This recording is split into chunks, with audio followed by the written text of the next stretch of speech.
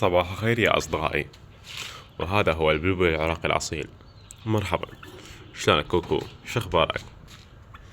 هذا هو البلبل العراقي الأصيل في هذا الصباح الباكر والتغريدة الجميلة. هل تريد الخروج؟ تعال اطلع اطلع تعال. ما شاء الله. اطلع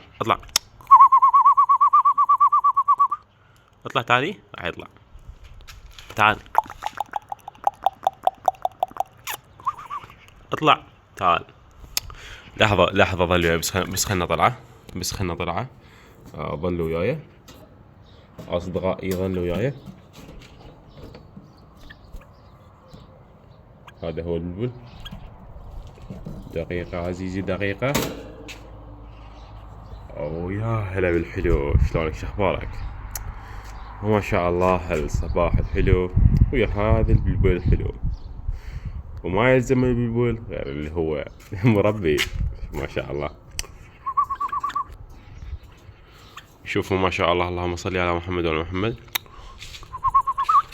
بلبل أليف فول مواصفة طار.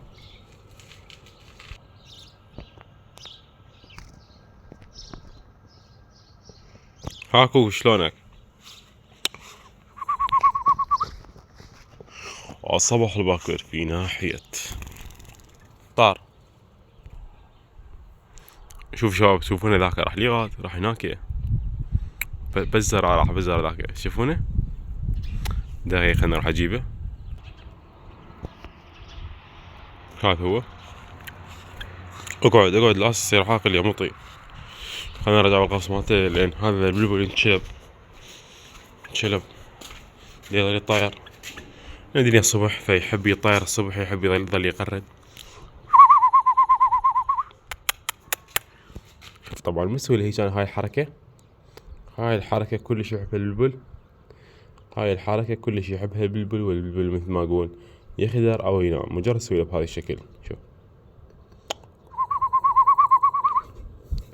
لا تطب، تعال طب، لا تعال طب، ارجع طب. دقيقة.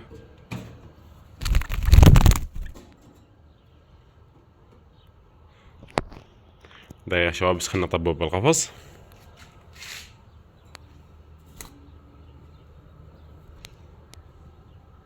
روحتوا جوا على ابوك لابو، ساير وكح يظل يطاير.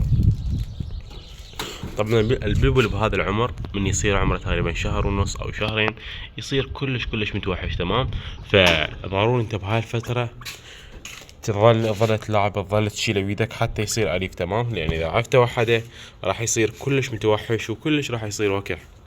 فنصيحة من اخوكم مربي البلابل، صار لي اكثر من 12 سنة او 13 سنة وانا اربي بلابل.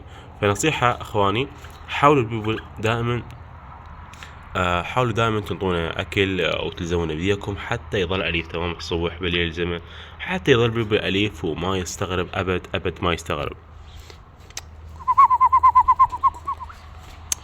ما شاء الله شلون حلو. هاولك، انزل. يلا، اتمنى شباب هذا الفيديو عجبكم. طبعا دا اسوي لكم هواي فيديوهات على هذا البلبل، اعلمكم شلون تربونه.